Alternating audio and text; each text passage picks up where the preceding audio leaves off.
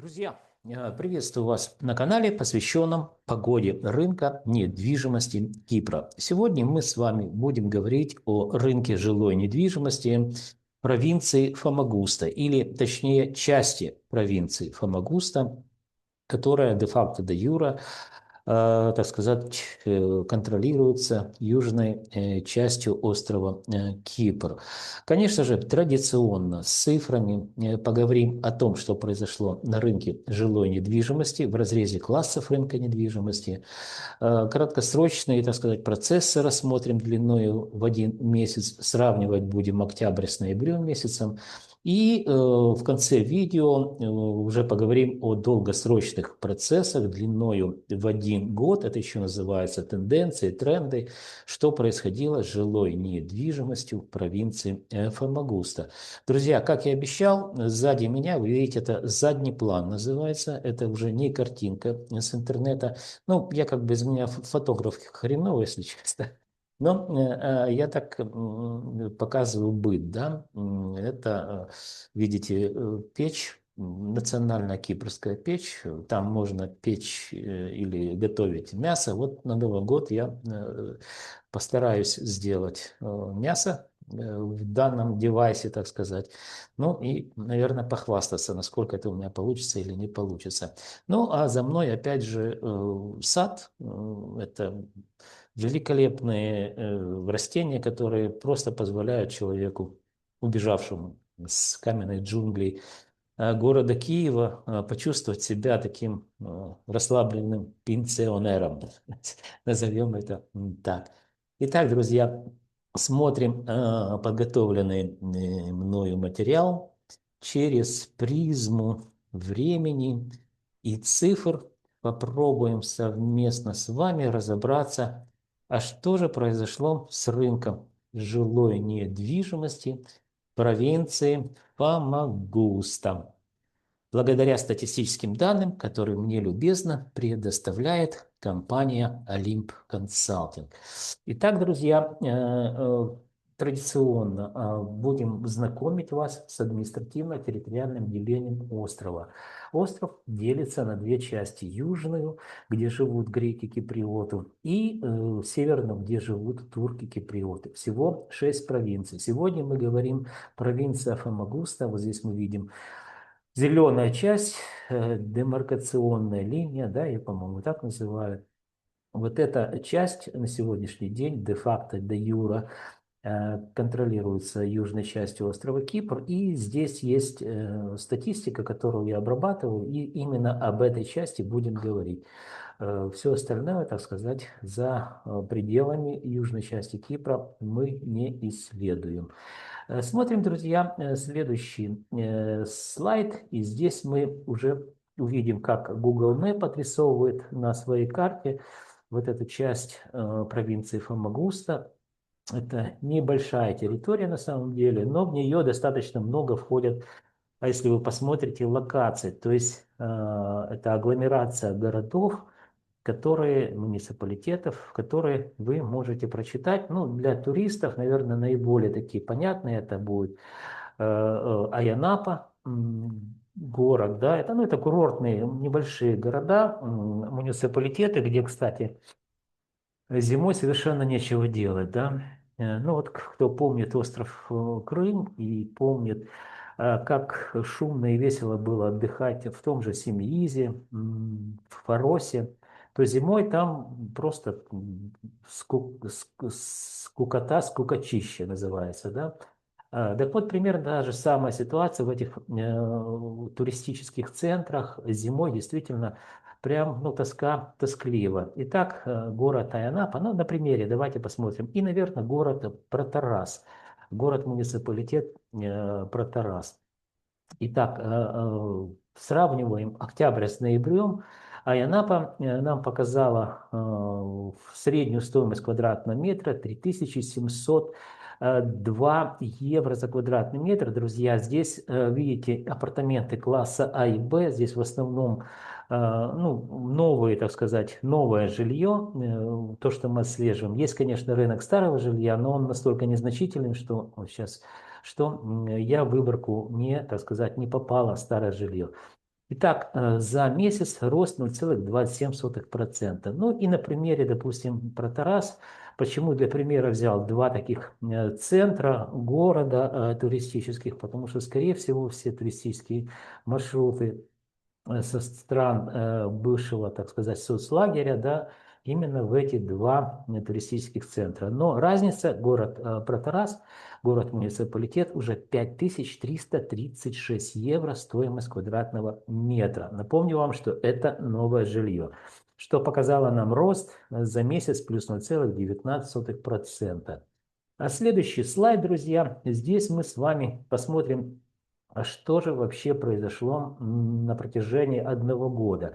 Ну, видеоклип получится у нас очень короткий. Почему? Потому что небольшая провинция, мало локаций, да, поэтому я постараюсь очень быстро проговорить все. Но хочу обратить ваше внимание вот именно на этом слайде. Здесь я показываю вам, что произошло с рынком жилой недвижимости «Новое жилье». Кстати, вот здесь уже и попало, я вижу, старое жилье, то есть апартаменты класса С, Д, Е, Ф. Период сравнения у нас ноябрь 2024 год, это 2750 евро за квадратный метр, и 2823 евро ноябрь 2025 года. Что, в общем-то, друзья, если вы посмотрите здесь внизу, красная такая черта, подытоживающая, показала нам в целом по муниципалитету, вернее, по провинции, в провинции у нас Фомагуста, куда входит агломерация городов, муниципалитетов, их прочитать вы сами можете, показала в среднем 2823 евро стоимость квадратного метра, что за год рост на 2,61%. Друзья, это вторая провинция. Помните, вчера я говорил о провинции Ларнака или Ларнака. Ну, там я еще не разобрался, куда ставить ударение, но говорят правильно, что Ларнака. Это наиболее адекватный рынок. Там рост где-то порядка 2,5%. И здесь мы видим та же самая история. Чуть больше 2,61%. Почему я считаю, что это адекватная история с рынком недвижимости именно в провинции Фомагуста? Вот давайте я вас познакомлю с основными макроэкономическими показателями. Ну, ВВП можете посмотреть. Инфляция, вот основной показатель. Я сейчас даю укороченный вам данные. В следующих видео, наверное, расширю, буду говорить и о домовладениях, то есть это виллы, это отдельный сегмент рынка. Наверное, не наверное, точно будем говорить об аренде по классам, включая в том числе и сегмент виллы. И, скорее всего, если будет возможность по времени, буду коммерческую недвижимость показывать, что происходило с коммерческой недвижимостью.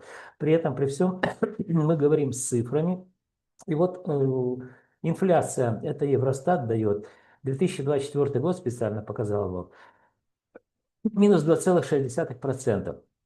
То есть евро обесценилось на 2,6% на территории острова Кипр южного части. И вот 2025 год мы видим, что, друзья, они планируют, что инфляция будет 2%, всего лишь 2%. Но я думаю, что по факту где-то в феврале 2026 года это будет 2,3%. Я предполагаю, скорее всего, что чуть больше будет инфляция.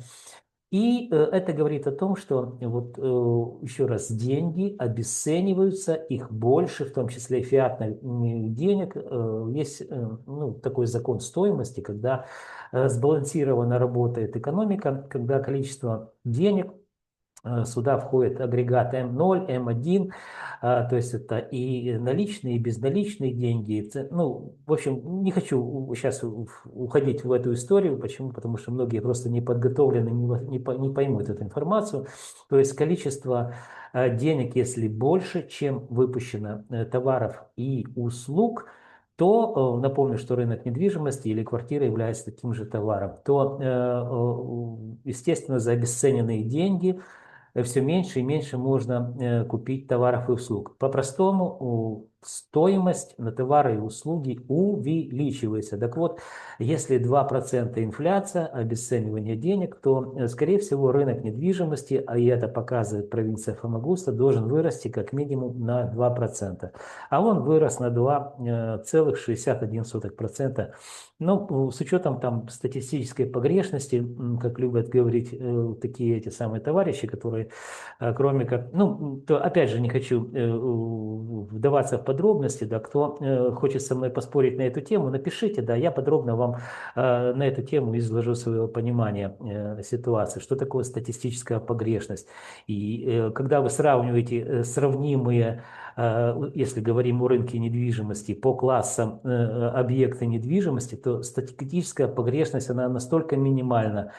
Все это зависит от релевантной выборки, которая классифицируется именно по классам. А если вы берете в заголи по заголям, да еще и там спросите у риэлторов опрос по телефону, то вот там можно не только 2%, там и 5% можно придумать статистическую погрешность. И обосновать это, причем это можно все. Это все мы проходили, знаем, как это делается. Итак, мы видим, что при инфляции 2% рост на 2,61% это вполне себе нормальная история. То есть рынок недвижимости, мы привыкли говорить о рынке недвижимости как о неком инвестиционно привлекательном рынке, где, вкладывая деньги, вы получаете свой профит, то есть вы не теряете деньги, вы получаете. В данном случае вы, естественно, ничего не зарабатываете, но, по крайней мере, деньги ваши, вложенные в недвижимость, не обесцениваются. А вот через аренду, которую я начну давать со следующего года, осталось тут 4 дня, да, или сколько там, совсем немного, дает нам возможность посчитать именно пассивный доход, какие денежные потоки может генерировать та иная недвижимость. Итак, подводя итоги, мы еще раз говорим, что рынок недвижимости жилой провинции Фомагуста показал рост 2,61%. И это, друзья, неплохой показатель.